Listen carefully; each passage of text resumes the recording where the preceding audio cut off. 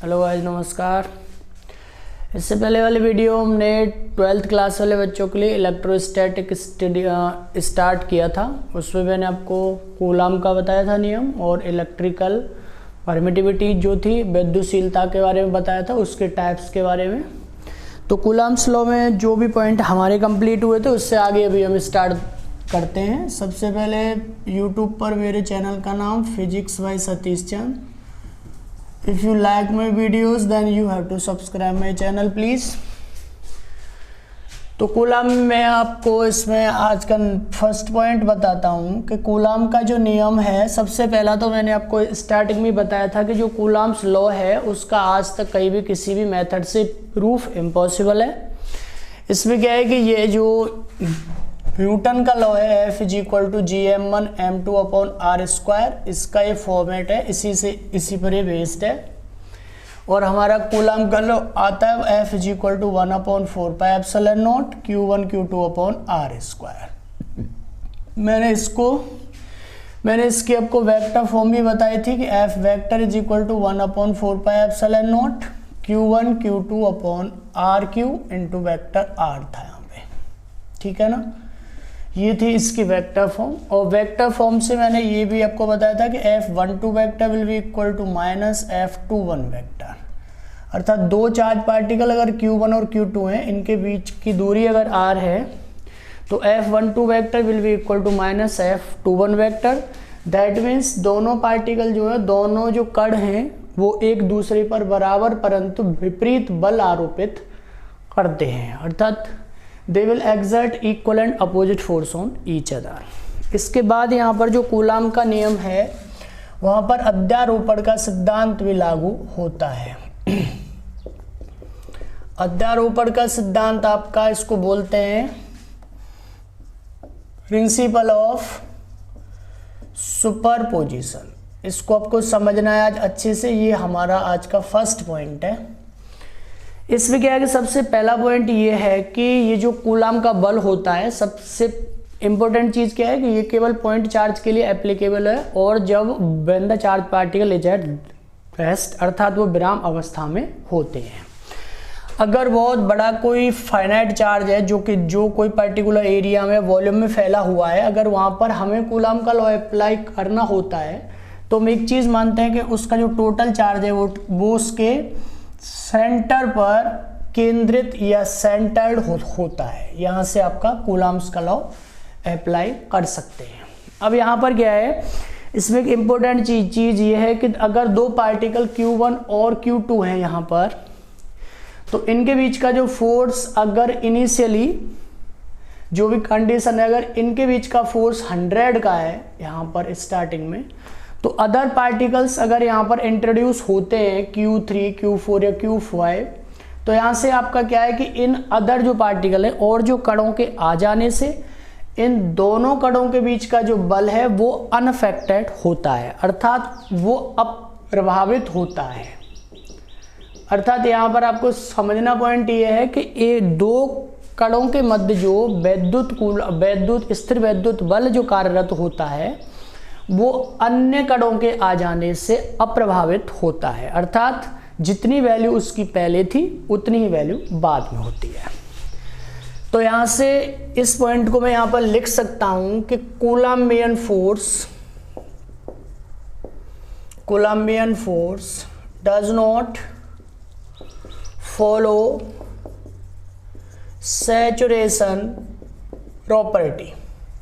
इसको आपको समझना अच्छे से, अर्थात ये जो कूलाम का जो बल है ये संतृप्तता के नियम का पालन नहीं करता है।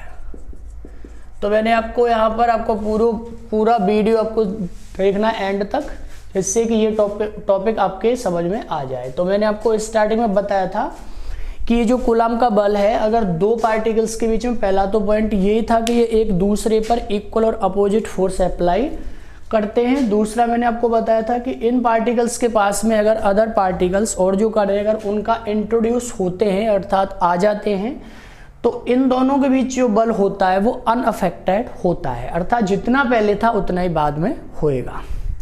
तो इसमें ये पॉइंट है कि जो कूलाम का बल है वो संतृप्तता के नियम का पालन नहीं करता है, अर्थात और कणों के आ जाने से दोनों जो पहले कण थे उनके बीच का बल जो है वो अप्रभावित होता है। अब यहाँ से आता है अध्यारोपण का सिद्धांत का पॉइंट नंबर पहला मैं यहाँ से स्टार्ट करता हूँ कि अध्यारोपण का सिद्धांत क्या है कि कोई भी एक कण पर अगर कोई भी एक पार्टिकल होता है उसके पास में जितने भी पार्टिकल्स आते हैं, आवेशित कण जो आते हैं, उनके द्वारा जो कुल बल जो आता है वो उनके वेक्टर सम के बराबर होता है।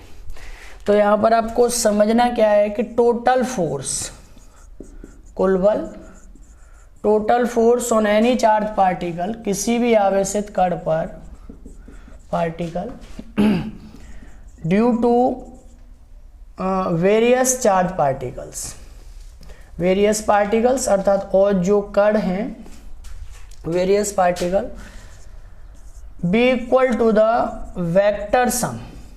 अध्यारोपण का सिद्धांत आपको समझना है और ये इसी के बजाय ना हर पॉइंट में यही होता है कि कोई भी अगर कहीं पर भी आपको कोई भी चीज़ का अगर फाइनल आउटपुट निकालना है या परिणामी बल हो या कोई चीज़ हो तो वो सभी के वेक्टर सम अर्थात सदिश जोड़ के बराबर होता है।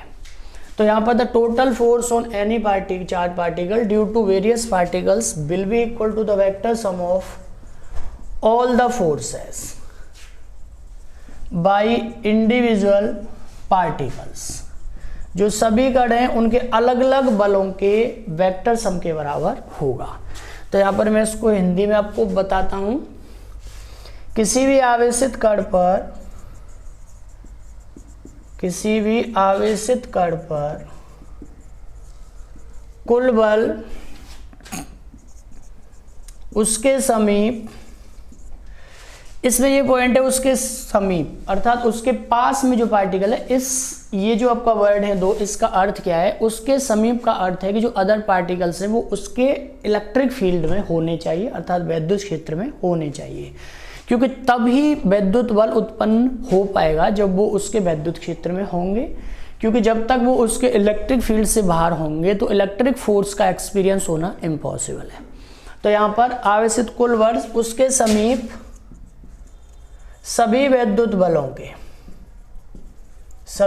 बलों के सदिश योग के बराबर होता है, सदिश योग के बराबर होता है।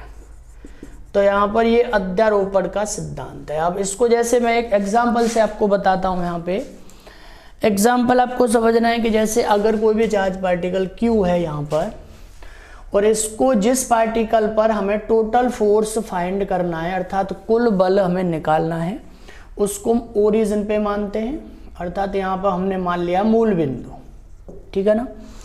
इसके बाद में इसके अराउंड में अगर बहुत सारे चार्ज पार्टिकल्स कोई कहीं पर है, किसी का पोजीशन वेक्टर कुछ है, कोई का जो भी हो यहाँ पर Q1 Q2 Q3 Q4 and so on. तो यहाँ पर क्या है कि आपका अगर इसका मैंने मान लिया कि पोजीशन R1 है, R2 है, इसकी R3, इसकी R4 है, ठीक है ना। तो यहाँ पर इस पे क्या है कि अब ये अलग बात है कि इस पर पॉजिटिव साइन है, इस पर पॉजिटिव है, एनीथिंग एल्स जो कुछ भी हो, तो यहाँ पर फोर्स की डायरेक्शन के अकॉर्डिंग यहाँ पर सारे फोर्सेस का आपको वेक्टर सम फाइंड करना होता है। तो इस चीज़ को मैं आपको मैथमेटिकली भी बता देता हूँ। अभी यहाँ पर क्या है, मैं इसको लिख सकता हूँ कि according to the principle of superposition अर्थात अध्यारोपण के सिद्धांत के अनुसार यहाँ पे जो कुल बल आएगा वो F1 vector plus F2 vector plus F3 vector and so on Fn vector. n क्या है इधर? n is the number of charge particles inside it's field. इसके जो क्षेत्र में स्थित जो n पार्टिकल्स है, चाहे 4 हो, 5 हो, 6 हो, 7 हो।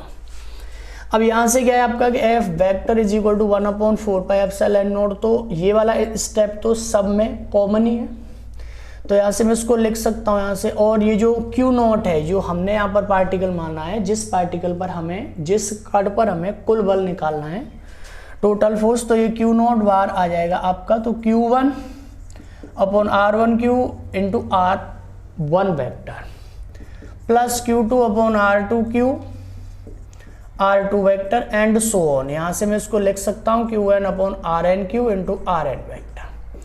तो मैंने जो कूलाम का जो लॉ था उसकी वेक्टर फॉर्म के अकॉर्डिंग, उसकी जो वेक्टर फॉर्म थी उसके अकॉर्डिंग मैंने यहाँ पर जो कुल बल है वो अध्यारोपण के सिद्धांत के हिसाब से इतना आता है। जो भी वैल्यूज हैं आपको वैल्यूज पुट करनी होती हैं। एक तो आपका ये है, और यहाँ से अगर आपके पास में ऐसा कोई क्वेश्चन आ जाता है, ऐसा कोई टॉपिक हो जहाँ पर क्या है कि जैसे ये वाला पॉजिटिव है, इधर वाला भी क्या है पॉजिटिव है, तो इसका फोर्स इधर आएगा और हमें फाइंड करना है इसका फोर्स इस पे, तो ये इधर, ऐसे ही इसका फोर्स। फिर फाइनली एक मेथड है कि इसके जो कंपोनेंट हैं, जैसे मैं थोड़ा इसको आपको अलग से फिगर बना के बता देता हूँ। जैसे फॉर एग्जांपल मैंने यहाँ पर एक चार्ज पार्टिकल Q0 माना है, और Q0 माना है मैंने यहाँ पे, और इस पे क्या है कि ये इसका एक्सिस है दोनों। एक पार्टिकल मैंने माना है कि यहाँ पर है Q1, ठीक है ना, और इस पे साइन है माइनस, इस पे साइन है प्लस, और एक पार्टिकल मैंने Q2 पार्टिकल यहाँ पे, इस पे साइन है पॉजिटिव। ये इस वाले पार्टिकल के द्वारा, इस कण के द्वारा इस पे अट्रैक्शन होगा अर्थात आकर्षण है, तो इसका फोर्स इधर आ जाएगा यहाँ पर। तो इसको मैं लिख सकता हूँ F01 वेक्टर, ठीक है ना। इसके बाद में इस पार्टिकल का और इस पार्टिकल का, क्योंकि दोनों पॉजिटिव ही है, तो ये इसको रिपेल करता है अर्थात हटाता है, ठीक है ना। इसका फोर्स आ जाएगा F02 वेक्टर। अगर ये एंगल्स आपको पता है θ1 एंड θ2। इसके बाद में अब हमें करना क्या, स्टेप नेक्स्ट, इसका एक कंपोनेंट इधर F01 cos θ1 और इधर कंपोनेंट F01 sin θ1, क्योंकि आपको वेक्टर के अकॉर्डिंगली पता है जिस एक्सिस के साथ में एंगल बनता है, कोण बनता है, वहाँ पर आता है cos और उसके लिए sin आएगा। यहाँ पर इसका कंपोनेंट इधर आ जाएगा F02 cos θ2 और इधर कंपोनेंट F02 sin θ2। अब यहाँ के बाद में, इसके बाद में आपके पास में केवल फोर्सेज हॉरिजॉन्टली हैं, क्षैतिज हैं, और वर्टिकली अर्थात ऊर्ध्व में हैं, क्योंकि ये दोनों बल एक दूसरे के अपोजिट हैं। तो इसकी वैल्यू ज़्यादा हुई या इसकी वैल्यू ज़्यादा हुई तो हम ऊर्ध्व में अर्थात वर्टिकल में हमारे पास में टोटल फोर्स आ जाएगा। अगर इसकी वैल्यू ज़्यादा हुई तो ऊपर की ओर, और अगर इसकी वैल्यू ज़्यादा हुई तो इस डायरेक्शन में आएगा अर्थात वर्टिकली डाउनवर्ड। और इन दोनों की डायरेक्शन एक ही है, तो इन दोनों को हम इजीली ऐड कर सकते हैं। तो यहाँ पर आपके पास में एक हॉरिजॉन्टल में अर्थात क्षैतिज में बल आ जाता है। अब ये बल आपका वर्टिकल में, ये बल क्षैतिज में, उन दोनों के बीच का एंगल कितना है, 90 है। तो अध्यारोपण के सिद्धांत के हिसाब से यहाँ पर हम कुल बल निकाल सकते हैं इस वाले पार्टिकल पर जो हमारे पास है Q0। तो यहाँ से FH² प्लस FB², इसकी वैल्यू हम यहाँ से निकाल सकते हैं। तो ये था आपका अध्यारोपण का सिद्धांत। इसको आप वेक्टर सम के हिसाब से भी, या फिर इस जो बल है, जो आपके पास फोर्सेज हैं, उनके कंपोनेंट के हिसाब से भी we can find out the output force because of all the particles. जो सभी कण हैं, 3 हो, 4 हो, 5 हो, 2 हो, उनके कारण जो कुल बल आएगा उसकी वैल्यू ऐसे आ सकती है। इसमें क्या है, बस आपको जो वर्टिकल और हॉरिजॉन्टल और वर्टिकल, क्षैतिज में और ऊर्ध्व में, उन बलों के आपको कंपोनेंट्स करने हैं। उसके बाद वर्टिकल वालों को सॉल्व, हॉरिजॉन्टल वालों को सॉल्व, उसके बाद में इससे we can find out the final force, ठीक है ना। अब मान लेते हैं आपका यहाँ पर कि अगर इसकी वैल्यू ज़्यादा है तो वर्टिकल वाला, ऊर्ध्व वाला बल इस डायरेक्शन में आएगा। तो यहाँ से उस बल की हम डायरेक्शन भी निकाल सकते हैं, क्योंकि क्षैतिज बल इधर है, ऊर्ध्व बल इधर है, तो कुल टोटल बल मान लेते इस डायरेक्शन में यहाँ पे F0 आ जाता है, तो इस वैल्यू को भी हम निकाल सकते हैं। तो यहाँ से tan अल्फा की वैल्यू आपकी आ जाएगी, tan alpha will be equal to, यहाँ से आपका FB अपॉन में FH, अर्थात जो हमारा कुल टोटल वर्टिकल में या ऊर्ध्व में जो बल आया था बटे में जो हमारा हॉरिजॉन्टल में अर्थात क्षैतिज में जो बल आया था। तो यहाँ से ये था आपका अध्यारोपण का सिद्धांत था। नेक्स्ट पॉइंट में आपको स्टार्ट करता हूं यहाँ पे। तो कूलाम बल के बारे में आपको एक चीज और मैं आपको बता देता हूं, वो हमेशा आपको याद रखनी है कि एक आती है अर्नशॉ थ्योरम। ये थ्योरम अर्नशॉ थ्योरम है, ये हमें बताती है अर्नशॉ की प्रमेय। ये हमें बताती है कि कोई भी सिंगल कूलम्बियन फोर्स के द्वारा स्टेबल इक्विलिब्रियम इम्पॉसिबल है। अर्थात मैं इसको ऐसे लिख सकता हूं यहां पे कि किसी अकेले कूलाम बल के अंतर्गत किसी निकाय का स्थायी संतुलन असंभव है, संतुलन असंभव है। ठीक है ना, इसको आपको याद रखना है। अगर अर्नशॉ थ्योरम आपकी आती है तो वी कैन, अभी मैं इसको थोड़ा एक्सप्लेन और बता देता हूं आपको कि अकॉर्डिंग टू दिस थ्योरम, इस थ्योरम के अकॉर्डिंग अनुसार कि द स्टेबल इक्विलिब्रियम, जो स्थिर, जो आपका स्थायी संतुलन जो होता है, stable equilibrium under a alone Coulombian force, alone Coulombian force is not possible. इस चीज का मतलब क्या है कि अगर यहाँ पर अकेला कोई एक कोलम्बियन बल है, जैसे कि चार्ज पार्टिकल Q1 और Q2 हैं, अगर इनके मैं स्टेबल इक्विलिब्रियम की बात करता हूँ तो अकेला इनका स्टेबल होना इम्पॉसिबल है, क्योंकि इनको अपनी पोजीशन से हटाने पर, अगर ये पॉजिटिव चार्ज यहाँ पर, पॉजिटिव चार्ज यहाँ पर है, अगर इनको इस पोजीशन से हम हटाते हैं तो ये एक दूसरे को यहाँ से दूर हटाएंगे, अर्थात रिपेल करते हैं, तो इनका स्टेबल अर्थात स्थायी इक्विलिब्रियम संतुलन इम्पॉसिबल है। ये थी आपकी अर्नशॉ थ्योरम। इसके बाद आपको नेक्स्ट वन पॉइंट बताता हूं मैं यहाँ पे,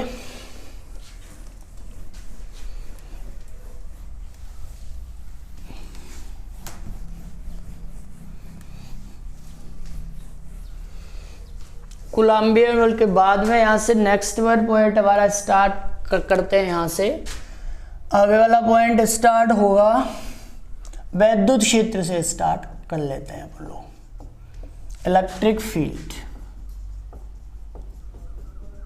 इलेक्ट्रिक फील्ड एक्चुअली होता क्या है, तो यहाँ पर सिंपली इसकी डिफाइन अगर मैं आपको बताता हूँ तो किसी भी आवेश के चारों ओर का वह क्षेत्र जहाँ पर विद्युत बलों का अनुभव होता है, बाहर के जो आवेशित कण होते हैं, उस एरिया को, उसके अराउंड जितना क्षेत्रफल होता है, वो जितना एरिया होता है, उस एरिया को हम उस आवेशित कण का विद्युत क्षेत्र कहते हैं। तो कोई भी चार्ज पार्टिकल अगर अपने पास में Q है तो इसके अराउंड वो फील्ड, वो एरिया या वो क्षेत्रफल जिसके अंतर्गत एक्सटर्नल जो चार्ज पार्टिकल्स होते हैं, they will experience a force. अगर ये यहाँ पर आकर के एक बल का अनुभव करते हैं तो हम बोल सकते हैं कि उस फील्ड को, इस चार्ज पार्टिकल का इलेक्ट्रिक फील्ड बोलते हैं। ठीक है ना, तो यहाँ से इसकी मैं डिफाइन लिख सकता हूँ, the field around any charge particle, किसी भी आवेशित कण, the field around any charge particle in which electric force, वैद्युत क्षेत्र, कैन बी एक्सपीरियंस्ड।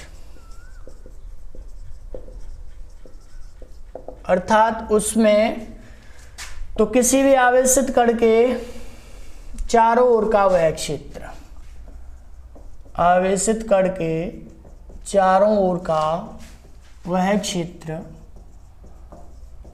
जहां विद्युत बल का अनुभव किया जा सकता है, अनुभव किया जा सकता है। अब यहाँ पर एक इजी सी बात है कि अनुभव जो करेगा, अर्थात एक्सपीरियंस जो करेगा फोर्स, वो केवल वही पार्टिकल या वही बॉडी एक्सपीरियंस कर सकती है जिस पर खुद पर चार्ज हो। ठीक है ना, तो इसको मैं ऐसे भी बोल सकता हूँ कि the field around any charge particle in which other charge particle can experience A electric force. इसके चारों ओर का वो क्षेत्र जहाँ पर एक बाहर का जो आवेशित कण है, जो चार्ज पार्टिकल है, वो फोर्स एक्सपीरियंस कर सके।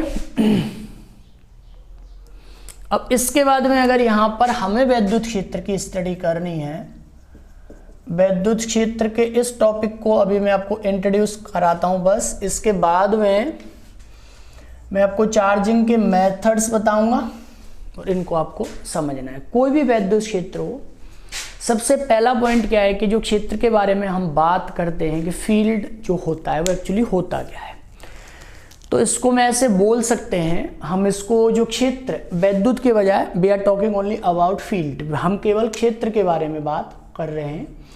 तो यूनिवर्स की वो पर्टिकुलर बाउंड्री जहाँ पर किसी भी टाइप की एनर्जी स्टोर हो सकती है उसको हम क्षेत्र कहते हैं। तो पूरे ब्रह्मांड में ऐसी कोई भी परिसीमा या ऐसी कोई भी जगह जहाँ पर किसी भी प्रकार की ऊर्जा का संचय हो सकता है उसको हम क्षेत्र बोलते हैं। तो the particular boundary of universe in which any type of energy can be store is said to be field. ठीक है ना। अब अगर यहाँ पर वैद्युत क्षेत्र की बात होती है तो वैद्युत क्षेत्र को अगर हमें किसी भी आवेशित कर कोई भी चार्ज पार्टिकल हो उसके अगर वैद्युत क्षेत्र को हमें पूरा स्टडी करना है, पूरा एग्जामाइन करना है, तो वहाँ पर उसको हम 3 पार्ट्स में बांटते हैं। सबसे पहला यहाँ पर आ जाता है तीव्रता। तीव्रता को बोलते हैं इंटेंसिटी। और दूसरा यहाँ पर आ जाता है विभव। ठीक है ना, इसको बोलते हैं अपन लोग पोटेंशियल, इलेक्ट्रिक। और यहाँ से थर्ड वन पॉइंट जो आपका आता है वो आता है वैद्युत बल रेखाएं। वैद्युत बल रेखा, यहाँ से इनको बोलते हैं इलेक्ट्रिक फील्ड लाइंस। ठीक है ना। अब यहाँ पर क्या है कि अगर इसको मैं स्टडी करना है तो सबसे पहले जानना चाहिए कि इस फील्ड की इंटेंसिटी क्या है, अर्थात इसमें ताकत कितनी है। तो ये जो हमें इंटेंसिटी है वो बताती है फोर्स पर यूनिट चार्ज। ठीक है ना, इसको हम ऐसे लिख सकते हैं, फोर्स पर यूनिट चार्ज। ठीक है, अर्थात एकांक आवेश पर बल, एकांक आवेश पर बल। अर्थात हमें इसका जो इलेक्ट्रिक फील्ड को अगर हमें पर्टिकुलर स्टडी करना है तो सबसे पहले हमें देखना क्या है कि इसकी इंटेंसिटी क्या है, अर्थात इसमें ताकत जो है, और वो हमें इंटेंसिटी बताती है और इसका सिंबल E आता है, और ये हमें बताती है फोर्स पर यूनिट चार्ज, अर्थात एकांक आवेश पर किसी पर्टिकुलर बिंदु पर, किसी भी पर्टिकुलर पॉइंट पर इस फील्ड के द्वारा कितना फोर्स अप्लाई होता है। अगर मैं कोई भी चार्ज पार्टिकल यहाँ पर मान लेता हूँ इधर, और इससे मान लेते हैं इस पॉइंट पर एक 4 कूलाम के चार्ज पर, आवेश पर अगर यहाँ पर 100 न्यूटन का फोर्स अप्लाई होता है, तो मैं इसको बोल सकता हूँ कि इस पॉइंट पर इस फील्ड की जो स्ट्रेंथ है, जो ताकत है, इंटेंसिटी है, वो आपकी E is equal to 100/4, it will be equal to 25 newton per coulomb. That means इस वाले पॉइंट पर, इस बिंदु पर इस आवेशित कण का जो वैद्युत क्षेत्र है वो 1 कूलाम के आवेश पर 25 न्यूटन का बल आरोपित करेगा। ठीक है ना। तो ये हमें जो फर्स्ट पार्ट है, अगर हमें स्टडी करनी है तो सबसे पहले जानना होता है उसकी इंटेंसिटी के बारे में। दूसरा पॉइंट हमारा सेकंड वन पॉइंट आ जाता है पोटेंशियल का, इसको बोलते हैं वैद्युत विभव। ये हमें बस एक पॉइंट बताता है कि जो आवेशित कण का जो वैद्युत क्षेत्र है, जो इलेक्ट्रिक फील्ड है, जैसे कि आपके पास में ये कोई भी चार्ज पार्टिकल है, इसके अराउंड अगर ये इसका फील्ड है, अगर हमें इस फील्ड के अंदर कोई भी सिस्टम बनाना है, सिस्टम का मतलब मैं आपको पहले बता चुका हूँ, सिस्टम वो चीज़ है जिसके बारे में हम किसी भी क्षण बात करते हैं। क्या है कोई भी सिस्टम अगर हमें इस फील्ड में बनाना है तो हमें ये पोटेंशियल बताता है कि वो सिस्टम बनाने में हमें कितना वर्क करना पड़ेगा। तो या फिर इसको हम शॉर्टली ऐसे भी बोल सकते हैं कि इन्फिनिटी से, इन्फिनिटी कहाँ है, इसके फील्ड से बाहर कोई भी पॉइंट अगर यहाँ पर भी है तो इन्फिनिटी पर है। ज़्यादातर बच्चों के दिमाग में कॉमनली ये पॉइंट होता है कि इन्फिनिटी मीन्स बहुत ज़्यादा दूर, नहीं, इस पार्टिकल के लिए इन्फिनिटी पे पॉइंट वो है जो इसके फील्ड से बाहर होता है। तो हम इसको शॉर्टली बोल सकते हैं कि इन्फिनिटी से इसके अंदर किसी भी पॉइंट तक, किसी भी बिंदु तक हमें 1 कूलाम का चार्ज को लेकर आने में जितना वर्क करना पड़ेगा वो उस बिंदु पर पोटेंशियल के बराबर होगा। तो यहाँ पर इसको बोल सकते हैं हम कि the amount of work done which is required in carrying a unit charge from infinity to any point, से any point B, any point from infinity to that point, how much work is required, कितना काम हमें करना पड़ा, उस काम की value जो वो इस पॉइंट पर पोटेंशियल या विभव के बराबर होती है। तो ये हमें बताता था इसकी इंटेंसिटी। ये हमें बताता है कि अगर इसके फील्ड में हमें कोई भी सिस्टम बनाना है, अर्थात कोई चार्ज पार्टिकल को सेट करना है या यहाँ से बाहर लेकर जाना है, कोई भी सिस्टम बनाना है, तो हमें कितना वर्क करना पड़ेगा। इसका सिंबल V है और V is equal to W/Q बोल सकते हैं। दैट मीन्स इसकी यूनिट आ जाती है जूल पर कूलाम। एक कूलाम के आवेश पर कितना हमें कार्य करना पड़ेगा। इसके बाद में तीसरा पॉइंट आ जाता है विद्युत बल रेखाएं, इनको बोलते हैं इलेक्ट्रिक फील्ड लाइंस। विद्युत क्षेत्र की इन 2 स्टेप्स के बाद में थर्ड स्टेप को आपको जानना है। ये वैसे अभी तक ये केवल काल्पनिक हैं, दैट मीन्स इनका अभी तक कोई एक्सपेरिमेंटली वेरिफिकेशन नहीं है, बट लेकिन इनकी एज्यूम्शन जो है वो बहुत इसेंशियल है, आवश्यक है। ये हमें बताती हैं उस क्षेत्र का फॉर्मेट, अर्थात उसका फॉर्मेट मीन्स प्रारूप, अर्थात पैटर्न कैसा है, एक समान है, असमान है। अगर ये स्ट्रेंथ में और डायरेक्शन में सेम है तो इसको हम बोल सकते हैं कि एक समान विद्युत क्षेत्र है, that means it is uniform electric field. अगर ये आपकी डायरेक्शन में या मैग्नीट्यूड में या कोई भी चीज़ में अगर ये वेरिएबल है, अर्थात इनमें वेरिएशन है, तो इसको बोल सकते हैं असमान विद्युत क्षेत्र। इसको बोल सकते हैं हम नॉन यूनिफॉर्म इलेक्ट्रिक फील्ड, ठीक है ना। तो इस वीडियो में मैंने आपको बताया था अध्यारोपण के सिद्धांत के बारे में। उसमें आपको जानना क्या है कि कोई भी एक आवेशित कण पर बहुत सारे जो कण होते हैं उसके चारों ओर जो पार्टिकल्स हैं उनके कारण आपको अगर कुल बल निकालना है तो उनके जो अलग अलग बल जो होते हैं सभी के, उनके वेक्टर सम के बराबर होता है। Total force on any charge particle because of various particles will be equal to the vector sum of all the individual forces. इसके बाद में मैंने आपको एग्जाम्पल भी बताया था। इसके बाद अर्नशॉ की थ्योरम बताई थी कि अकेले कूलम्बियन फोर्स के अंडर में स्टेबल इक्विलिब्रियम इम्पॉसिबल है। इसके बाद आपको इलेक्ट्रिक फील्ड के बारे में इजी सी बात है, कोई भी चार्ज पार्टिकल के अराउंड ऐसा कोई भी फील्ड या एरिया रीजन जहाँ पर अदर चार्ज पार्टिकल फोर्स का एक्सपीरियंस कर सके, उसको हम उस चार्ज पार्टिकल का विद्युत क्षेत्र कहते हैं। अगर किसी भी विद्युत क्षेत्र की हमें इलेक्ट्रिक फील्ड के कंप्लीटली स्टडी करनी है तो we have to study these 3 steps. पहला इंटेंसिटी, उसमें कितनी तीव्रता है, कितनी ताकत है, कोई भी पर्टिकुलर पॉइंट पर एक कूलाम के आवेश पर कितना बल आरोपित होगा, वो हमें इंटेंसिटी बताती है कि उस फील्ड में कितनी स्ट्रेंथ है। पोटेंशियल विभव हमें इस पॉइंट को बताता है कि उस आवेशित कण का जो विद्युत क्षेत्र है, इलेक्ट्रिक फील्ड है, उसमें अगर हमें कोई सिस्टम बनाना है, कोई चार्ज पार्टिकल को शिफ्ट करना है बाहर से, तो वहाँ हमें कितना वर्क करना पड़ेगा, अर्थात हम उसमें कितनी एनर्जी स्टोर कर सकते हैं। क्योंकि according to work energy theorem, कार्य ऊर्जा की जो थ्योरम है वो हमें बताती है कि जहाँ पर कोई भी वर्क होता है तो वो किसी न किसी टाइप की एनर्जी के रूप में स्टोर होता है। तो ये हमें बताता है पोटेंशियल जूल पर कूलाम। एक कूलाम के चार्ज पार्टिकल को अगर इन्फिनिटी से कोई पॉइंट तक शिफ्ट करना है तो हमें कितना वर्क करना पड़ेगा। और जो विद्युत बल रेखाएं होती हैं इलेक्ट्रिक फील्ड लाइंस, वो हमें उस विद्युत क्षेत्र के फॉर्मेट बताती हैं कि वो एक समान है कि असमान है, ठीक है ना। तो ये थे, और इससे नेक्स्ट वीडियो में we will study the methods of charging. किसी भी वस्तु को अगर आवेशित करना है तो हम कैसे आवेशित करेंगे, उसके बारे में स्टडी करेंगे। उस टॉपिक के कंप्लीट होने के बाद में फिर हम विद्युत क्षेत्र के तीनों स्टेप को स्टेप बाय स्टेप आगे बढ़ाएंगे। Okay guys, thank you.